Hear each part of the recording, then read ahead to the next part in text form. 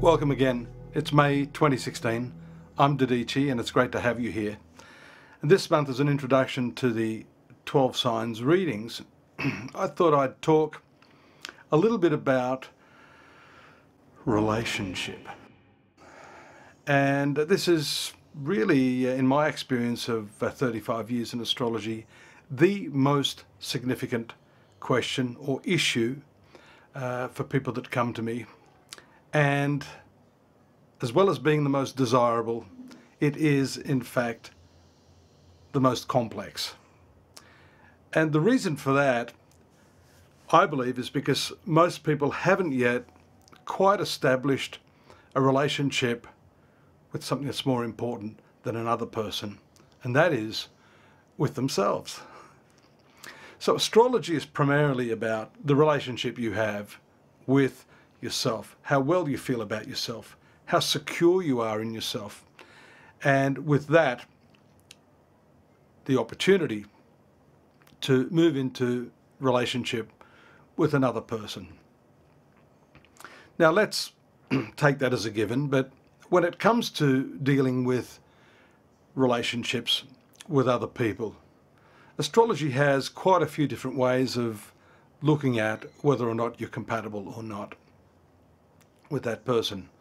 So there are quite a few different situations in which you may want to know about relationship. For example, you're single. You haven't had a relationship for a while, so you're going to come to the astrologer and say, listen, when am I going to meet someone?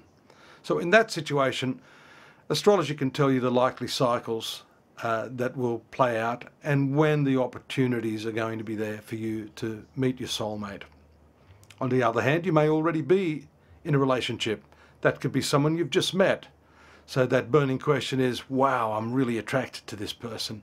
Is it going to last? So in that scenario, the astrologer will take both horoscopes, yours and the other person's. This is called synastry, and then we overlay those two horoscopes to get an understanding of the interrelationship between each pairs of planets. For example, the sun in one horoscope, the sun in the other. How do they play out against each other? The moon in one horoscope and the other. Venus in one and the other. And I'll get to the meaning of that in a moment. But perhaps you're already in a relationship that's been going for some time, for years maybe. That becomes difficult because often you realize that once the gloss is worn off, pardon me, there's no life in the relationship. You're wondering, is it going to last? Is it going to fall apart? Are you wasting your time? Should you invest more time and energy into that relationship? So in that particular situation, we see that there's a whole other set of criteria that we need to look at. Well, maybe not criteria, but we look at the same sets of planets, but in terms of the transits and how long you've been together, whether or not your karmic lessons with that person have been exhausted or not. And that is exactly the utility of astrology. Now, getting back to those pairs of planets, in Hindu Vedic astrology, we look primarily at the position of the moon. And there are around 13 points of agreement that give us an insight into whether or not you're going to be compatible with this person. That covers such things as electromagnetic compatibility, felicity, companionship, communication, even down to the sexual organs, because of course sex is one of the most important aspects of any relationship. From my perspective, it is a very powerful tool using this system of Vedic astrology, but I also like to go a little further, well, a lot further, to take a look at, for example, one and two of the primary planets, which are Venus and Mars. On that level, we can see the social compatibility. You know, there's nothing worse than finding you with a partner and the sort of circle of friends that he or she is engaged with just isn't your cup of tea. So that makes it hard. I mean, what are you going to do? Stay at home for the rest of your life? So it is important to look at the position of Venus in one horoscope and the position in the other to see just how socially compatible you are. That also has to do with love and sensitivity. But Mars is the other planet, and that has to do with your sexual compatibility, the raw, primal passion level of the relationship and how well you'll connect on that level. Now, there's an interesting feature of that particular planet, and it is to do with the placement of Mars in the rising sign, the 2nd, 4th, 7th, 8th, and 12th places therefrom. And that's called Kuja Dosha, or the blemish of Mars. If you have that in your horoscope, either from your rising sign or from the moon's position, then that is a bit of a ticklish problem.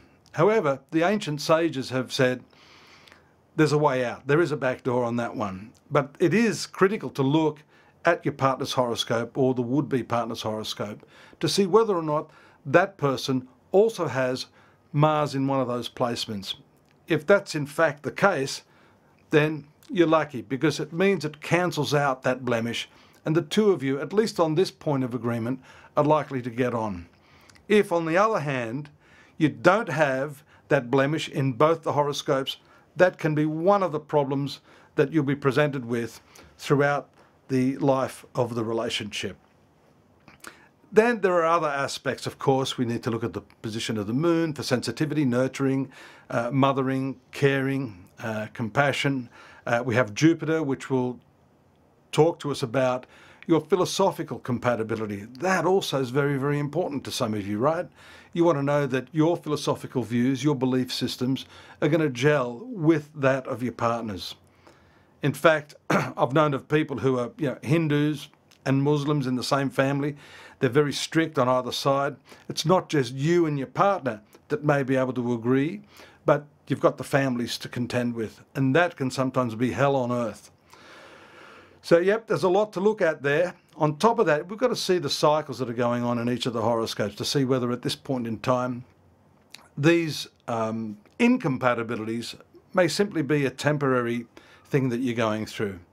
If we can see from the transits that shortly those negative influences will pass, then you'll be able to grin and bear the circumstance.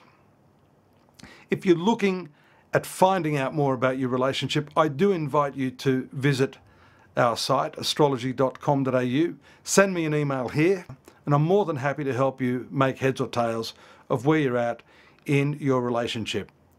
I hope I can help you with that. Take care. Stay around now. I'm going to talk about the 12 signs for May 2016. Bye-bye now.